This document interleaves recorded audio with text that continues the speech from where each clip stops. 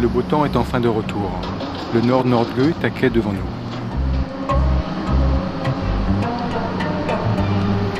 Nous avons la matinée pour visiter Trondheim, troisième ville de Norvège avec 150 000 habitants. Elle fut fondée en 997 par le roi viking Olaf Tryggvason.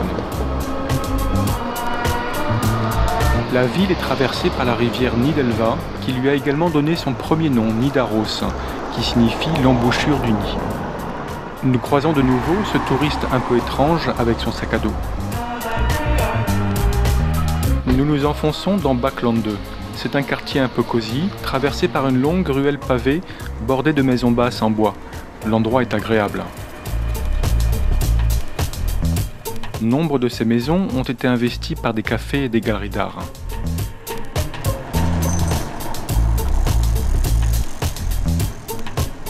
Construit en 1861, le vieux pont de la ville nous permet de traverser la rivière pour rejoindre la cathédrale.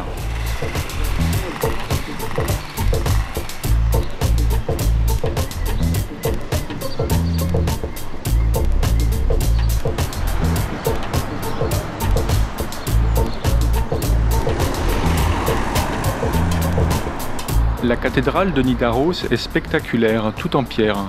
Datant de la fin du XIIe siècle, elle ne fut achevée qu'un siècle plus tard. Considérée comme le sanctuaire national, elle recèle dans ses murs toute l'histoire de la ville et du royaume de Norvège. Sa façade de stéatite grise est décorée de saints et de rois sculptés. Nous n'avons malheureusement pas le temps de visiter l'intérieur et nous redirigeons vers le centre-ville. Nous arrivons à Torgø, la place du marché, au milieu de laquelle trône la statue d'Olaf Tryggvason. De nombreux étals de fraises proposent ce fruit typiquement norvégien. La Nordregata, rue piétonne où règnent les terrasses des cafés, nous ramène vers le port. Apparemment ici, les noms des rues se finissent tous par gata. Une passerelle surmontée d'un ruban jaune enjambe la Nidelva. Il s'agit du Verdbrua, le pont des fleurs.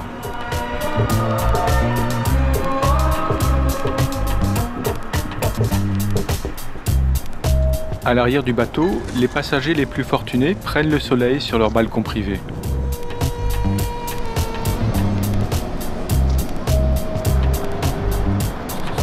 Nous observons les derniers embarquements de véhicules et de marchandises.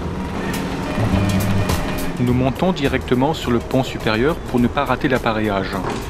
La vue sur le port de containers n'est pas super glamour et nous rappelle que Trondheim est une grande ville.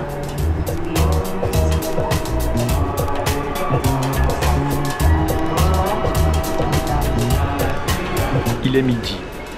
Tout doucement, les 16 000 tonnes du Midnatsol s'éloignent du quai.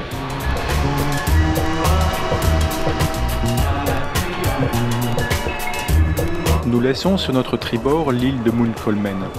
Un monastère du Moyen-Âge a laissé sa place à une forteresse qui n'eut aucun intérêt militaire, sa puissance de feu réduite ne lui ayant jamais permis de contenir l'envahisseur.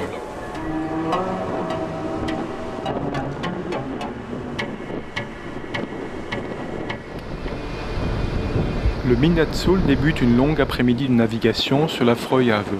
C'est là que nous quittons véritablement les zones les plus peuplées de la Norvège pour une longue remontée le long de côtes plus sauvages.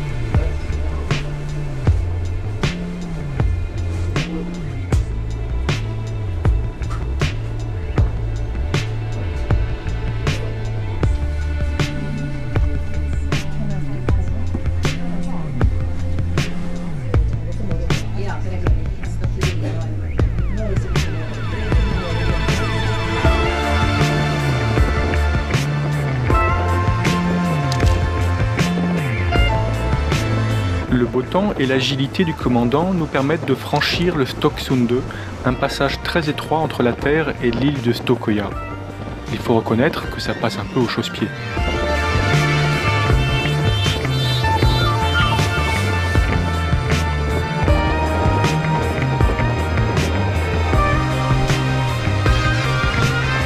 Nous saluons quelques personnes sur le pont. Le passage d'un Hurtigruten est un spectacle impressionnant qui attire du monde et se répète tous les jours.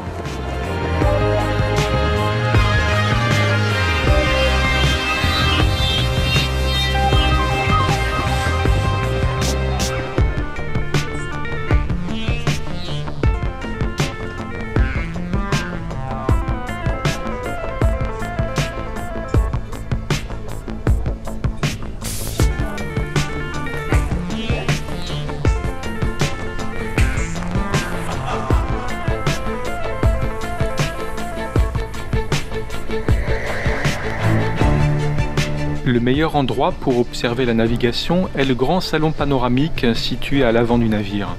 C'est particulièrement impressionnant lorsque celui-ci passe près de la côte. Et avec un café ou une tisane aux érelles, le spectacle est encore plus confortable à regarder.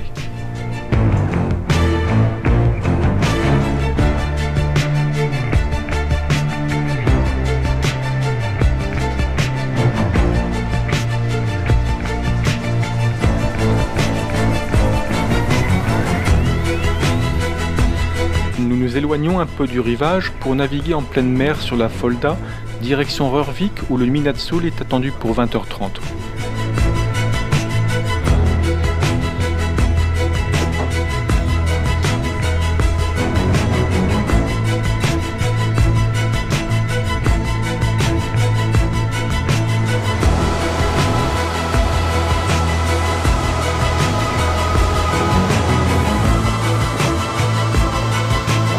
Rørvik est la capitale de l'archipel Vikna qui compte 6000 îles. Elle se situe à la charnière nord-sud du pays.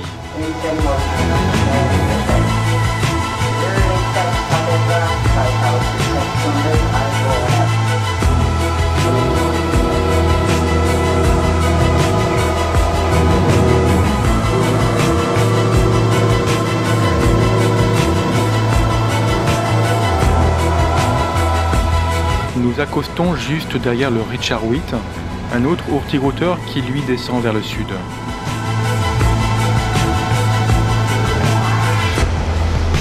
Il est 22h30 et le crépuscule a du mal à venir ce soir.